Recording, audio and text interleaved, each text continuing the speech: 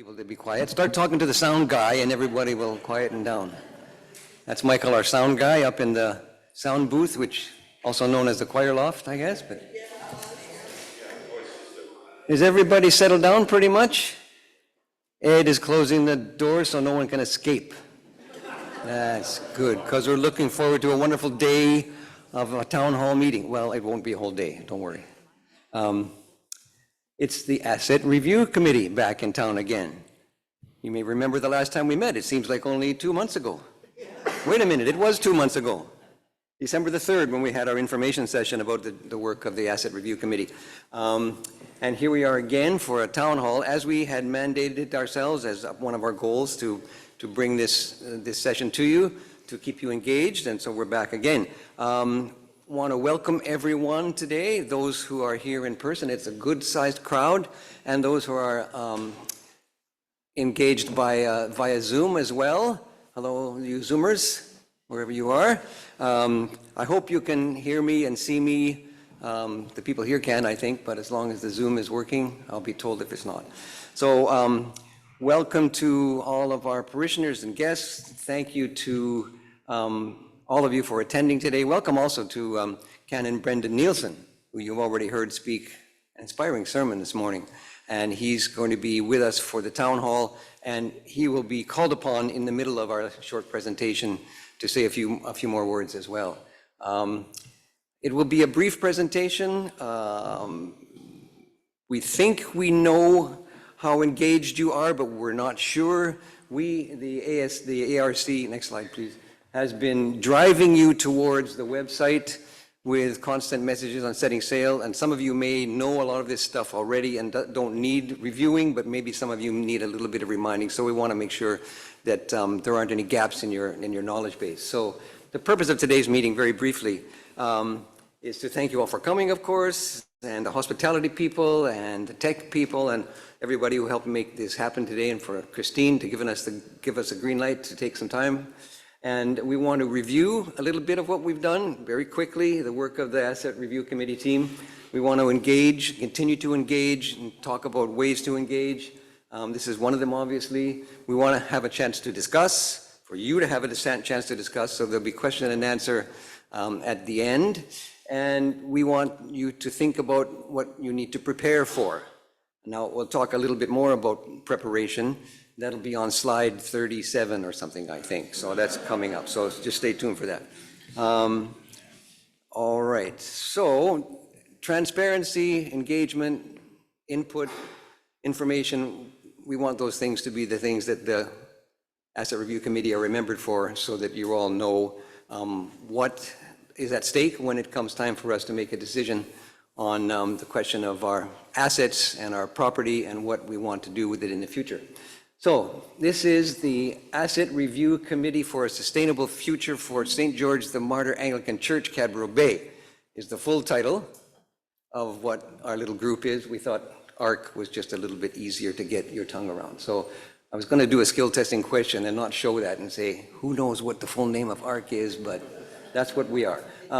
We were formed after Brendan was here back in August and presented to us some of the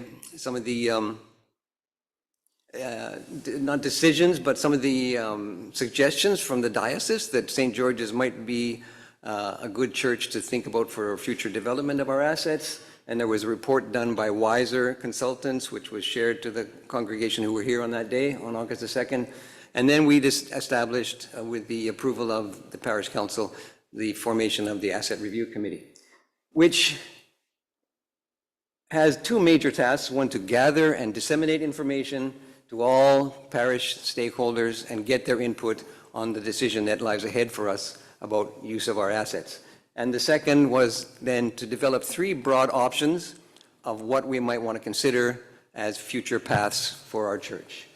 So members of the Asset Review Committee team are me, John Oldale, in case I didn't introduce myself, sorry. And we have, who else is here? Where are you hiding? My trusty team member there. There's Jennifer Handley, Leslie Glazier, Marilyn Pattison, and Bruce Gary. Yeah. I always get you guys mixed up. You're both so handsome, you know. Gary Fisher. They're the Asset Review Committee people. So next slide, please. I always wanted to have someone I could just say that. Next slide, please. You know, that's. John, because you speak quickly, it's important for the hard of hearing. Thank you, Don. I'll slow down too. Okay. Okay, I'm just nervous, that's all. So, pardon me. So as you may recall, I won't belabor this, these were the three broad options that we put forward back in December, the options that the Asset Review Committee had put forward for the congregation to consider. We could just consider that everything is running fine right now. We don't need to worry about the future too much. Let's just continue being a wonderful, vibrant community and a wonderful, vibrant community of faith.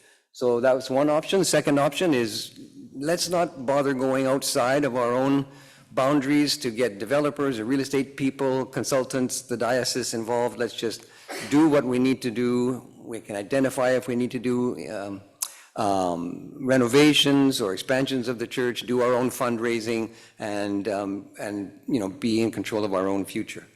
The third option was the bigger, bolder one, was utilize our assets and our land for the possibility of developing real estate of some kind on our property with partnership from, I'll just keep talking while the tech guy gets it figured out. Are you going to be able to fix that?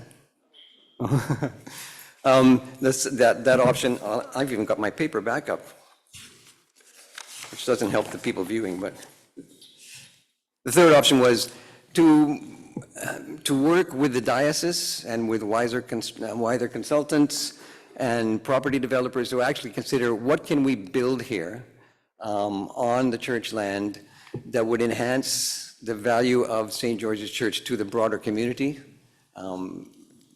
speak to and assist with some community needs, outreach, and also generate revenue for the church to continue its long-term financial sustainability. So those are the options.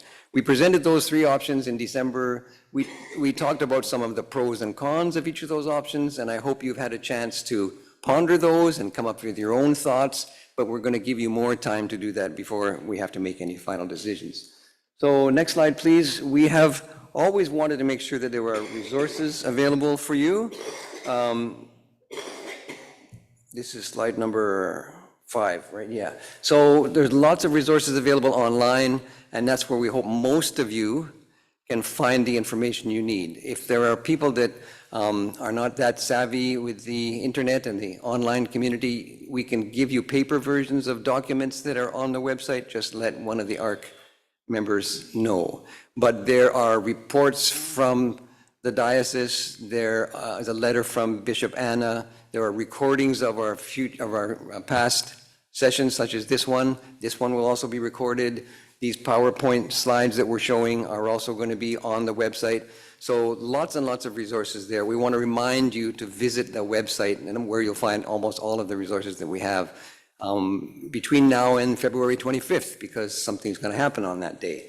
Also, the email address, which you know of, which we set up for people to send us comments, questions, opinions. So we want to make sure you still remember about that. So, and then the next slide. The other resources on the website, which explain the functions of our committee, the report that I mentioned, the letter from the bishop, and the last information session recording as well. So all those things are there. When you have time, visit a website. It's always on an ARC announcement in setting sail. If you don't get setting sail, the St. George's website, which is pretty easy to find, just look at ministries, and one of the ministries is the Asset Review Committee, and you'll find all those information sessions there. We want to make sure you all know where that information is. So please let us know if you're having trouble finding it. Okay. Next slide. Our next slide is to introduce to you once again Canon Brendan Nielsen of the diocese. You heard him speak this morning, and I think he's going to have a few other things to say today about the broader context of the diocese and processes. Would you like to show up some slides or just speak directly from the lectern? Or? I'll just talk. Yeah? Okay. All right. And then when Brendan's finished, it'll come back to me, and I'll talk about some some things that are coming up in the next 3 or 4 weeks, and then we'll have question and answer period for both Brendan and the ARC committee at that time, okay? All right, Brendan, let's see. I'll just step out of the way. Thanks, John. Yeah, so as I shared in the homily today, there's a number of things that we're exploring overall. One of the objectives that we're trying to do is try to understand our land holdings as a portfolio, as a whole thing. So instead of trying to make decisions and plan on a site-by-site basis, we're trying to get a handle on the whole picture and then achieve a number of things with the whole thing. So a number of those things being, we want to be able to continue to bring in some income in ways that we haven't previously. That's one outcome for sure. Another one is continue to meet and serve community needs that we see. And still others might be, continue to operate, maintain, and uphold some of the buildings that we've been gifted. So it's like all of these things. We're trying to do multiple things, and there are others as well. One of the priorities too, we kind of recognize that the income generating possibilities are more in the greater Victoria area, probably. And some of the ministries that are kind of vital ministries in the diocese exist up in the north of the island. Some of the Indigenous ministries, some of the, I guess the legacy, our obligations because of St. Michael's residential schools exist up in the north. And those ministries are always going to require financial support from the rest of the diocese. So this is one example of what excess revenue might be able to do. Some of you might be aware, we were in the media a couple weeks ago or a month or so ago regarding the Christchurch Cathedral rezoning application. That application was finally submitted to the city yesterday. And that committee has been working for 3 years to get to this point. So just to kind of say, if and when there is a decision about pursuing some possibility of redevelopment, it's still a very, very long process. The initial phase of just, thinking about what an idea might look like could take, a year or two. And then you have to do rezoning and then development permit, architectural drawings, blah, blah, blah. All of this takes a really long time. They say usually, and this is the experience of Bob Brandel, who's our building advisor as well, from when you have an idea to build something to actually people occupying that building, it usually takes about 10 years. So it's a very long process. So just, know that it's long and it's expensive. So that's just what it is. So if we're gonna do this, and we're exploring this on multiple other sites, it's just gonna take a really long time. So hang in, and nothing's gonna happen quickly. So probably the most popular and or prominent site is the Christchurch Cathedral precinct, and we're asking for a land use change on that property right now, and so will probably take about a year and a half, 2 years probably before we receive that rezoning, and then after that we'll go about getting a development permit to actually build a building. So nothing's going to happen on the cathedral site for probably about 5 years from now. We're also applied for some BC housing funding on the St. Peter Lake Hill site. So we've got a conceptual design to build affordable housing there. And we've also got some grant funding in to explore the possibilities at St. Dunstan. So there's a lot kind of going on in the background. There's also a partnership with the Duncan Housing Society for St. John's in Duncan. And so that's a partnership between Duncan Housing Society and the diocese. So there's a lot of different models for how we might go about doing this. We're prototyping right now, seeing what's going to work, what's going to make sense for us as a diocese to maybe try to replicate in another location. So that's where we're at. one of the initial pieces of work that you received was this kind of feasibility overview study of the property. And we're trying to do a number of those, probably 4 or 5 a year. So we're getting a handful of these. And this is trying to understand a little bit more what are the possibilities and constraints on all of our site. And that's going to help us kind of take this broader portfolio perspective on the properties. So I think that's all I'll share. I don't want to take up too much of your time, but I look forward to answering questions near the end of the meeting.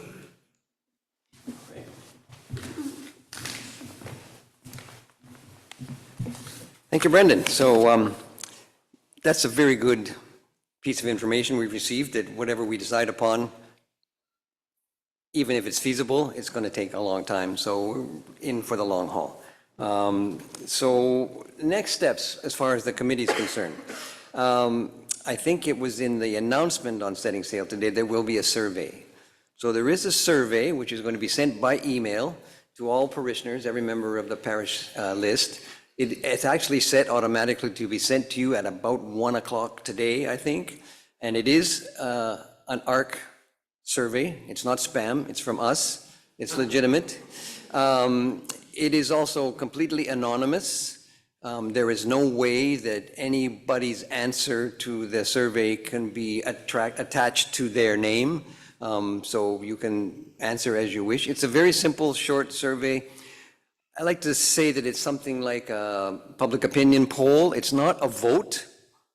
It's going to ask questions about the options and a few other questions, but it's not your vote on which option you want. It's just sort of to get a gauge of what the community is feeling at the moment. That survey is going to be sent to you today at 1 o'clock. It's supposed to be. And you've got until midnight next Sunday, the 11th of February, to fill in the survey online. Open the email, click on the survey, do the survey, tick, tick, tick. It's very short and it won't take long. And there's opportunities for you to write some comments too if you wish, and then submit it. We will then gather the information. The software program creates a report on the results of that survey, which the Asset Review Committee will report back to the community. So around about, let me see, check my notes here. This PowerPoint presentation will be put up online on the 6th of February, as soon as Sage is back to work. And on the 9th, hopefully setting sail, we will have a brief report. A video of today's presentation. And then by mid-February, the ARC will have a report on what it's done so far and what the survey results are, for you to be informed of the state of play at every step of the way. With any luck, that report with the survey results will be available on the 16th of February, but I'm not committing to that for sure, but certainly at least a week before the annual vestry. So you'll have time to look at all those pieces of information. And then at the vestry meeting, there will be a vote on the agenda to select one of the 3 broad options. And that will be the clear indication, well, it might not be clear, but it's probably going to be fairly clear about what the indication of the wishes of the parish are. Have to make it clear that that vote, let's just say that it's a vote for number 3, which is work with the big long-term, develop our lands, do something here, seniors housing, community housing, a daycare center, a community center, whatever you want. If we decide just in principle to go with a real estate development here, that doesn't lock us into doing it. It just says we want to embark upon the process of pursuing that option.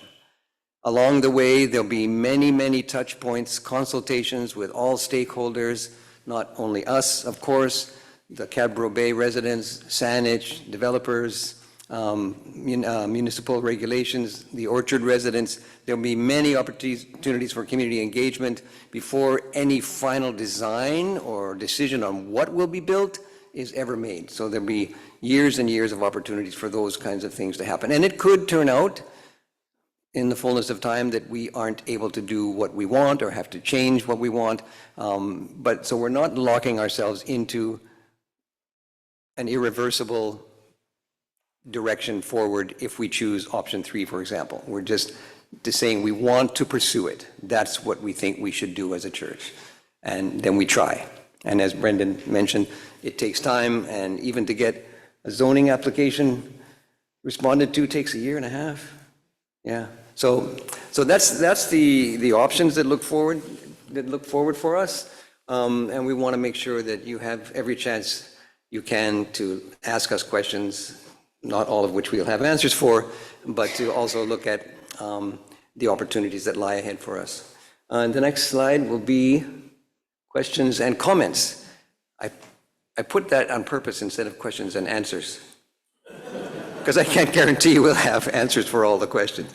But we do open up the floor now to the people here as well as the people on Zoom to ask questions. And if you have a question, you can please stand up and tell us whether you want that question to be directed to the ARC group or to Brendan, and we'll do our best to reply. I was going to say, if there are no questions, we'll just retire. So back it up, but no, I'm joking. Peter Parker. And you need to speak into the microphone so the Zoom people can hear. Simple process question. Is there a non-digital option for replying to the Yes. survey? Yeah, there is. We have printed out a stack of paper ones, and we're going to put them out after this meeting is over, and there's a fancy-looking box where you can deposit your completed survey in. We would ask people if you're at all able to do it online, it just helps the software program collate all the data and produce accurate results. If with the paper versions, we would have to sort of manually input each of those paper responses into the system and come up with an accurate set of results. So there will be a stack of them out there when we leave, and you can take them home with you and fill them in and return them by the end of next Sunday. So, good question. Yes. Oh, we need the microphone up here. Oh, John beat you to it, and then Mary Claire next. John, sorry. It was me, but it was also Mary Claire. Very glad, the other John. Oh, well, due to another commitment, I won't be here on February the 25th, so how do I vote then, or put? So the question was, if someone's not here on the 25th at the AGM, at the vestry, how can they vote? Of course, you wouldn't be able to vote, not just for this, but the other motions on the agenda. Is there a way to vote by proxy at the AGM, or who knows? We've done it before. We did it with the ARC, right? Or it's not ARC, sorry, with the school. Did we do proxy vote? We did, but I see Christine shaking her head no. The Zoom people can't hear this, but we're trying to figure out whether there's an option to vote on any motions at the vestry if you're not there in person, like via proxy voting or something like that. Perhaps we need to look into that. Can we get back to you? We also can vote on Zoom. So those people who attend by Zoom, we can set up a vote, which may not address your issue, but we can certainly take the question away. Yeah, yeah. No. Okay, that's one good clarification. If you're not in person here, but attending the vestry via Zoom, you can vote via Zoom. But to your other question, if you're not able to do either Zoom or in person, we'll have to look into that. Okay. Yeah, I've questions for everybody, so I'll start with John, all right? John, on the resources that are on the website, the report, the feasibility report, it's listed as August 2023, but when I downloaded it, it said March 2023. So is there a newer version of this one that's been corrected, or? There should be the most recent version, and I think it was dated March, but we'll follow up with that. I thought we had put the updated version on. Yeah, even though that's a different date, my recollection was that the version we put up is an actual corrected version. The other one that we first saw had some typos in it. Maybe it was a Well, draft. some typos, and well, this was my question for Brendan. is it possible to get an updated report from Wiser Projects? Because this is using data from 2021 for financial data, and some of it's which has been reported in error, like that we don't have any investment funds. And the second thing is that I'm sure that things might have changed. There's reference in the report that Saanich is going to do something in early 2023, which I don't know if it's happened or not. So can you just fill us in whether it's possible to get an update, a revised edition with corrections? Yeah, there was an updated version. I don't know how much of the kind of substance that you're looking for has been changed. We probably could order that if we wanted to. Whether or not that's a good value at this point, I'm not totally sure. These overview documents are to give us a kind of a broad strokes of what some of the possibilities and constraints might be. And as much as that's been helpful, there might be additional information that would be more helpful, but whether it's worth the cost of getting them to redo the work, that I'm not sure.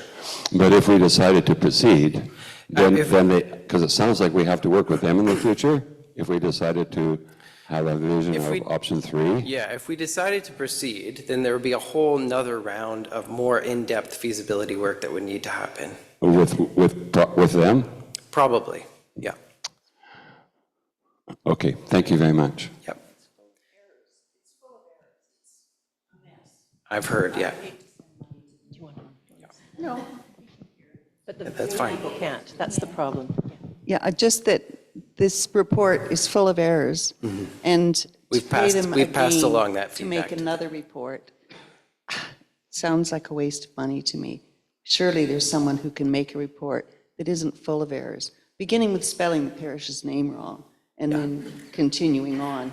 So Yeah, understandable.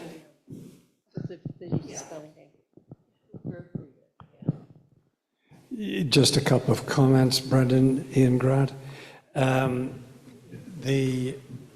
What was alluded to in the initial report, it was the local area plan for Cadbury Bay, which was approved in June last year by the Saanich Council. But of course, that's all gone by the by now. As you mentioned in your homily, the catchwords are housing, housing, housing. One of the things that was abolished by the latest provincial edicts, I think, was public hearings for rezoning. So I think your timeline would be shorter than 10 years for sure. The public hearings tend to take a lot of the thing because everybody gets fired up about NIMBYs and things like that. And I think you'd find that that will indeed be hastened, any developments will be hastened along. Political reasons. Yeah, that's the hope, and I think everyone is trying to get those timelines a lot quicker, and you see a lot of the policy changes by the province to try to get municipalities to speed up their approval processes, so yeah, it might be so.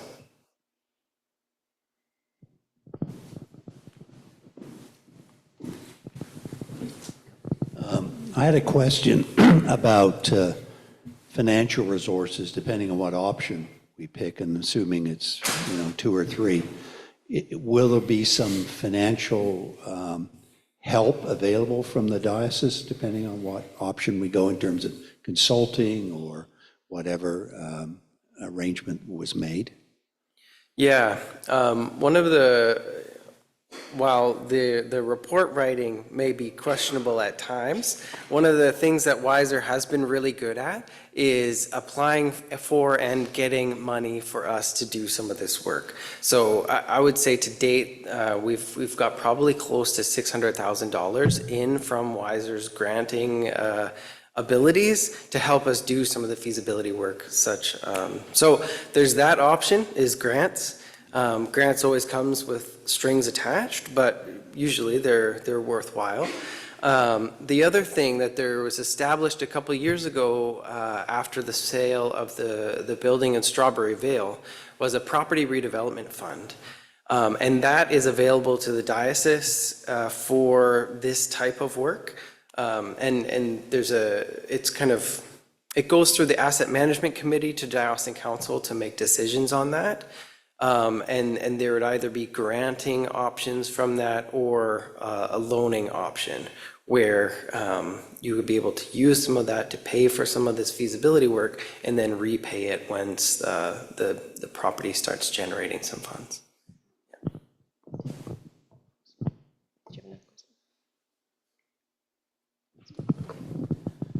It seems to me that if we have paid a whole pile of money for this report and it's full of errors, we should not have to pay for the errors to be corrected. We haven't. We haven't. They've done a revision where they corrected many of those errors. Yeah, I think that's probably an old version. Okay, thank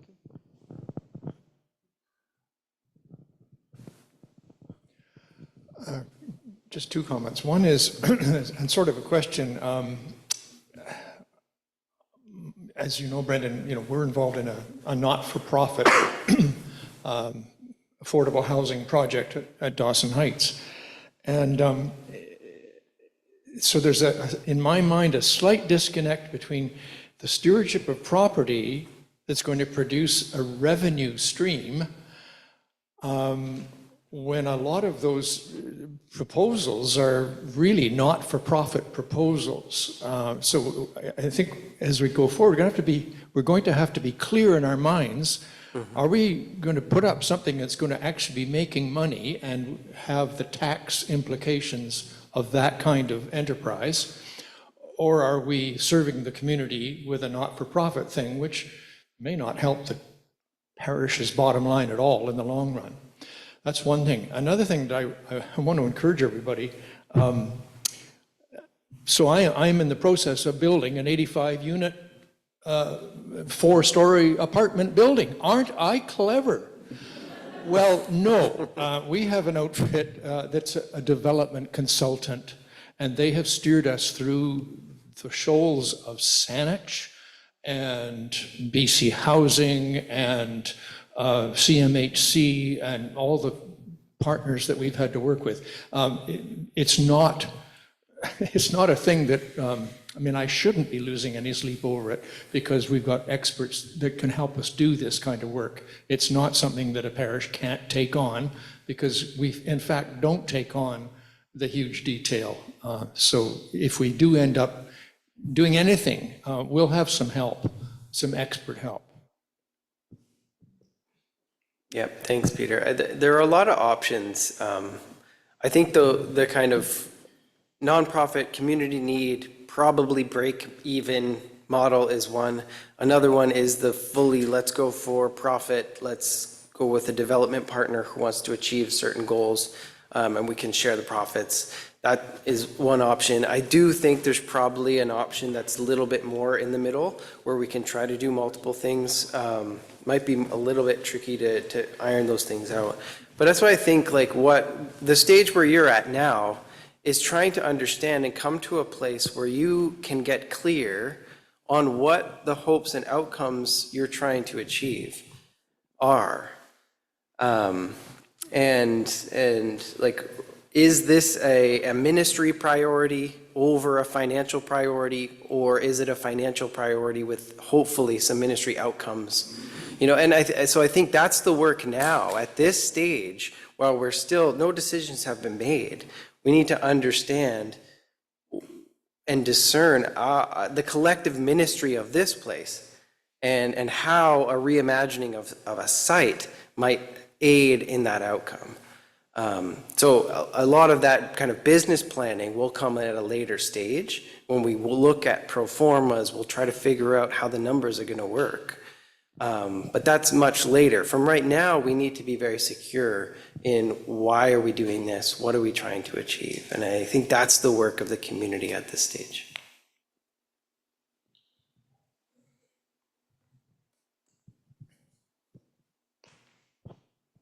Any more questions? Yeah. Yep, John?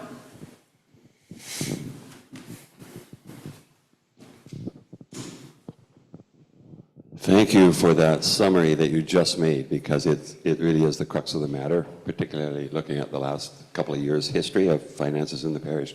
But I want to look forward into the future and in the past. Mm-hmm. So 25 years ago, when I was active in the not the Diocese of BC. Anyway, in Vancouver. New West, sorry. Yeah. I was sharper then, by the way. Anyway, some of the parishes were addressing the same problem when our bishop was beginning to think about it. One of the things that I think it was St. John's did, which I thought was really creative, and also one in the West End. So they ended up signing 99-year leases for the whole, I'm not sure it was the whole property or part of the property, but what it did is it allowed the parish to continue within a community-focused structure, and it also met many of the ministry issues and visions that parish had. So my question is, I mean, is this also on the table? Have you been discussing it with Wiser, long-term leases?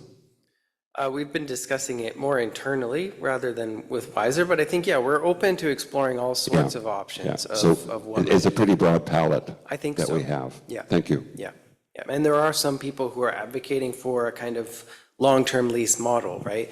Then we don't have to be directly involved in the development of something. We can kind of try to achieve what we need to without getting into the weeds of, you know, CMHC, SANH bylaws, like all of this mess. So it is an option that's available.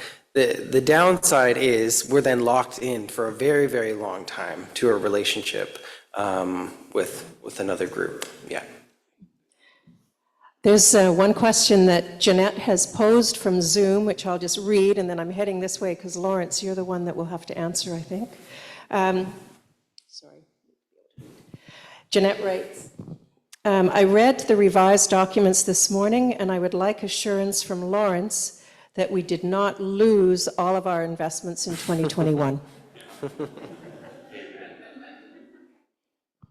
In fact, we had an unrealized gain in this last year of 128,000 in the investments that we've got with the Consolidated Trust Fund. Did not lose them. But if I could just clarify, the report actually states that we lost all of our investment funds, not income, not realized gain or realized losses, unrealized gains or unrealized losses, but that the parish lost all of our Consolidated Trust Fund money in 2021. And I think that's a pretty egregious lack of understanding of a balance sheet and an income statement. Sorry, which report was that? Which report are we talking about? It was in the Wiser report. They talk about the They just looked at some of the financial context, and they didn't do a very deep dive, obviously. So I don't want you to be taken off the path by some of those things. It was not their purview to really dig into the finances of the parish, but more to understand the context of the property. I guess I think what people, nobody cares if they, I mean, I personally don't care if they misspelled something. But I think the issue is, are these consultants that you can rely on to provide you with good information? It throws into question other statements that are made. I think that's the issue, not whether they, oops. I mean, these things happen, they're trying to do stuff. So I guess there's a lack of trust in the reliability of the information we're getting from Wiser. I think that, to me, is the issue, not so much whether they spelled something wrong or they didn't get a specific fact right. There's sort of a general sense that, like, I know when I read the report, I don't tend to pick up spelling errors and stuff, but I noticed that there was a huge amount of repetition. Like, it's a long report that kept saying the same thing over and over and over again. Mm-hmm. So I guess that's, can you give us something in terms of why Wiser? What is it about Wiser that is, you mentioned the fundraising side of things. Is Wiser the only group in town? Are there other, why did the diocese choose to work with Wiser, and why do they want to continue to work with Wiser? Can you give us some information around that? Yeah, sure. So Wiser is a small development consultant firm Kaylee, who's the principal there, used to work at Macola, has a very good network of relationships with municipal staff and politicians in the Greater Victoria area. So that's, I think, one of the biggest strengths that we get from working from them. Being a small firm, there's a lot of turnover in kind of lower level staff. So the person who initially drafted this report no longer works for Wiser. And there's been a little bit of turnover, which has been slightly concerning, but for the most part, things are really starting to stabilize with them.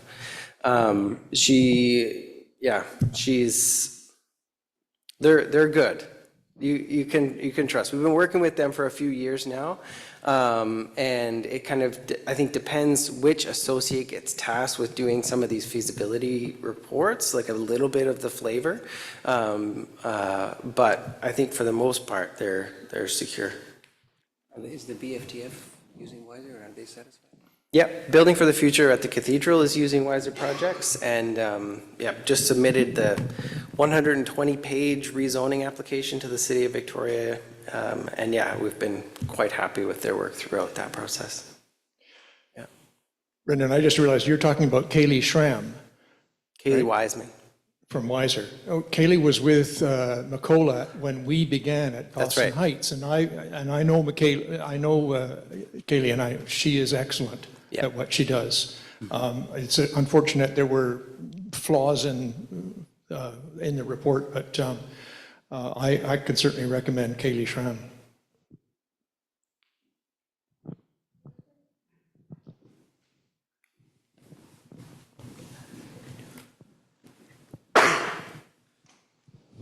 Thank you. I certainly appreciate that turnover and that sort of thing is a problem.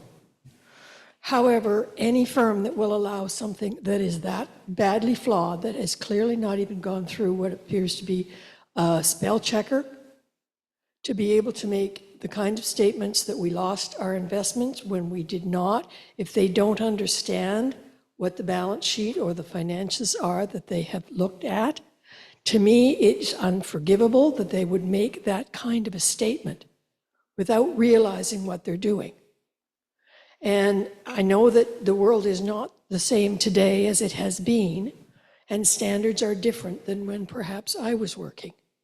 But to me, these kinds of flaws are quite unforgivable. They may be a very good firm, but if that's what I see of their work, I don't trust them. Now, thank you, Peter. I appreciate your relationship with them. And we are a forgiving bunch of people. So I understand all these things. However, I can see where all of us are maybe quite concerned. And to me, these are simply excuses that are not acceptable. Thank you.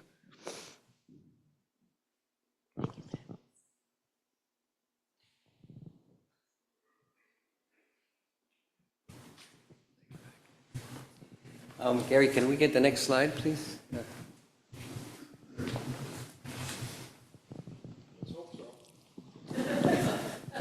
I mean, I'm a little bit familiar with the reputation of Wiser, and it's a very, very strong reputation, and they're specialized in nonprofits, they specialize in churches.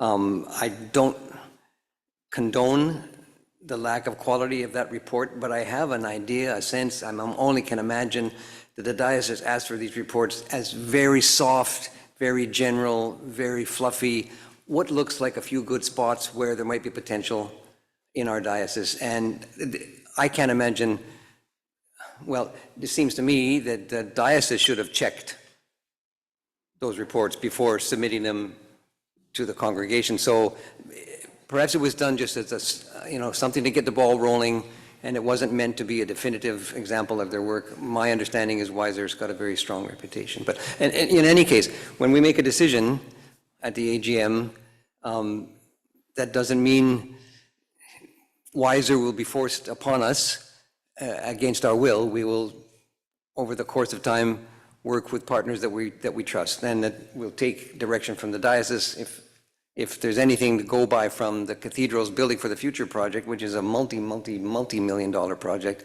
and a much bigger and more sophisticated parish than ours. If they're happy with Wiser's work, which I'm assuming that they are to date, and they've got value, then we should be asking for that kind of reference, not based on this lightweight document that we received some months ago.